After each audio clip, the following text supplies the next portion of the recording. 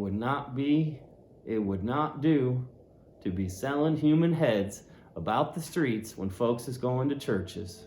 He wanted to last Sunday, but I stopped him just as he was going out of the door with 4 heads strung on a string for all the earth like a string of onions.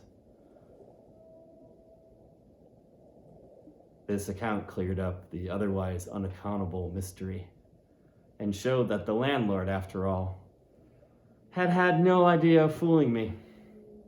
But at the same time, what could I think of a harpooner who stayed out of a Saturday night clean into the Holy Sabbath, engaged in such a cannibal business as selling the heads of dead idolaters, adulterers, idolators.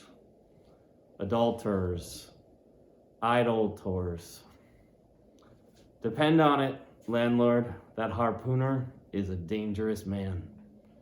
He pays regular, was the rejoinder. But come, it's getting dreadful late. You had better be turning flukes. It's a nice bed. Sal and me slept in.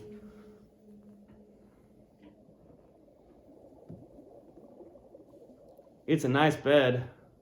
Saul and me slept in that ere bed the night we were spliced. There's plenty of room for 2 to kick about in that bed. It's an almighty big bed, that. Why, afore we give it up. Sal used to put our Sam and little Johnny in the foot of it. But I got a dreaming and sprawling about one night, and somehow Sam got pitched on the floor. But I got a dreaming and a sprawling about one night, and somehow Sam got pitched on the floor and came near breaking his arm. Arter that, Sal said it wouldn't do. Come along here, I'll give you a glim in a jiffy. And so saying, he lighted a candle and held it towards me, offering to lead the way. But I stood irresolute. When looking at a clock in the corner, he exclaimed, I vum it's Sunday. You won't see that harpooner tonight. He's come in to anchor somewhere. Come along then, do come. Won't you come? I considered the matter a moment, and then upstairs we went, and I was ushered into a small room, cold as a clam, and furnished, sure enough, with a prodigious bed. Almost big enough, indeed, for any 4 harpooners to sleep abreast. There, said the landlord, placing the candle on a crazy old sea chest that did double duty as a washstand and center table. There, make yourself comfortable now, and good night to you. I turned round from eyeing the bed, but he had disappeared. Folding back the counterpane, I stooped over the bed. Though none of the most elegant, it yet stood the scrutiny intolerably well. I then glanced around the room, and besides the bedstead and center table, could see no other furniture belonging to the place but a rude shelf, the 4 walls, and a papered fireboard representing a man striking a whale. Of things not properly belonging to the room, there was a hammock lashed up, and thrown upon the floor in one corner, also a large seaman's bag containing the harpooner's wardrobe, no doubt in lieu of a land trunk. Likewise, there was a parcel of outlandish bonefish hooks on the shelf over the fireplace, and a tall harpoon standing at the head of the bed. But what is this on the chest?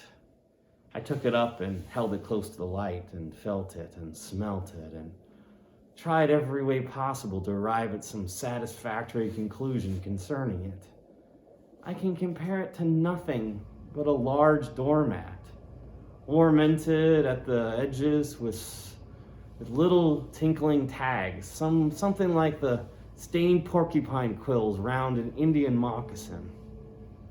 There was a hole or slit in the middle of this mat, as you see the same in South American ponchos, but could it be possible that any sober harpooner would get into a doormat and parade the streets of any Christian town in that sort of guise? I put it on to try it, and it weighed me down like a hamper, being uncommonly shaggy and thick, and I thought a little damp, as though this mysterious harpooner had been wearing it of a rainy day. I went up in it to a bit of a glass stuck against the wall, and I never saw such a night in my life.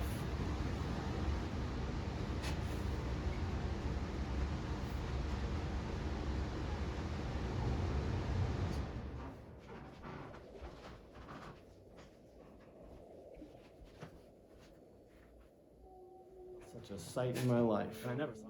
I tore myself out of it. I tear myself out of it in such a hurry that I gave myself a kink in the neck. I sat down on the side of the bed and commenced thinking about this head-peddling harpooner and his doormat. After thinking some time on the bedside, I got up and took off my monkey jacket and then stood in the middle of the room thinking. I then took off my coat and thought a little more in my shirt sleeves. But beginning to feel very cold now, half undressed as I was, and remembering what the landlord said about the harpooners not coming home at all that night, it being so very late, I made no more ado, but jumped out of my pantaloons and boots, and then blowing out the light, tumbled into bed, and commended myself to the care of heaven. Whether that mattress was stuffed with corn cobs or broken crockery, there is no telling, but I rolled about a good deal and could not sleep for a long time. At last I slid off into a light doze and had pretty nearly made a good offing towards the land of Nod, when I heard a heavy footfall in the passage and saw a glimmer of light come into the room from under the door. Lord save me, thinks I. That must be the harpooner, the infernal head peddler. But I lay perfectly still and resolved not to say a word till spoken to. Holding a light in one hand and that identical New Zealand head in the other, the stranger entered the room, and without looking towards the bed, placed his candle a good way off from me on the floor in one corner, and then began working away at the knotted cords of the large bag I before spoke of as being in the room. I was all eagerness to see his face, but he kept it averted for some time while employed in unlacing the bag's mouth. This accomplished, however, he turned round, when good heavens, what a sight! Such a face. Such a face. It was of a dark purplish yellow color, here and there stuck over with such a face. Such a face. It was of a dark purplish yellow color, here and there stuck over with large blackish looking squares. Yes, it's just as I thought. He's a terrible bedfellow. He's been in a fight, got dreadfully cut, and here he is, just from the surgeon. But at that moment, he chanced to turn his face so towards the light that I plainly saw that could not be sticking plasters at all. Those black squares on his cheeks, they were stains of some sort or other. At first I knew not what to make of this, but soon an inkling of the truth occurred to me. I remembered a story of a white man, a whaleman too, who, falling among the cannibals, had been tattooed by them. I concluded that this harpooner, in the course of his distant voyages, must have met with a similar adventure. And what is it, thought I, after all? It's only his outside. A man can be honest in any sort of skin, but then what to make of his unearthly complexion, that part of it? I mean, lying round about and completely independent of the squares of tattooing? To be sure, it might be nothing but a good coat of tropical tanning, but I never ever heard of a hot sun's tanning a white man into a purplish yellow one. However, I had never been in the South Seas, and perhaps the sun there produced these extraordinary effects upon the skin. Now, while all these ideas were passing through me like lightning, this harpooner never noticed me at all. But after some difficulty, having opened his bag, he commenced fumbling in it, and presently pulled out a sort of tomahawk and a sealskin wallet with the hair on. Placing these on the old chest in the middle of the room, he then took the New Zealand head, a ghastly thing enough, and crammed it down into the bag. He now took off his hat, a new beaver hat, when I came nigh, singing out with fresh surprise, There was no hair on his head, none to speak of at least, nothing but a small scalp knot twisted up on his forehead. His bald purplish head now looked for all the world like a mildewed skull. Had not the stranger stood between me and the door, I would have bolted out of it quicker than ever I bolted at dinner. Even as it was, I thought something of a slipping out of the window, but it was the second floor back. I am no coward, but what to make of this head-peddling purple rascal altogether past my comprehension. Ignorance is the parent of fear, and being completely nonplussed and confounded about the stranger, I confess I was now as much afraid of him as if it was the devil himself. Altogether past my comprehension. Ignorance is the parent of fear, and being completely nonplussed and confounded about the stranger, I confess I was now as much afraid of him as if it was the devil himself. I was now as much afraid of him as if it was the devil himself who had thus broken into my room at the dead of night.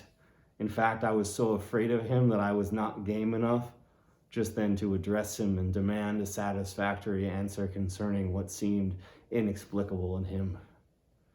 Meanwhile, he continued the business of undressing and at last showed his chest and arms. As I live, these covered parts of him were checkered with the same squares as his face. His back, too, was all over the same dark squares. He seemed to have been in a 30 years war and just escaped it with a sticking plaster shirt. Still more, his very legs were marked as if it were a parcel of dark green frogs were running up the trunks of young palms. It was now quite plain that he must be some abominable savage or other shipped abroad of a whaleman in the South Seas, and so landed in this Christian country.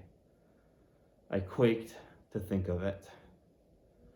A peddler of heads, too? Perhaps the heads of his own brothers. He might take a fancy to mine. Heavens! Look at that tomahawk. Heavens! Look at that tomahawk. Heavens! Look at that tomahawk.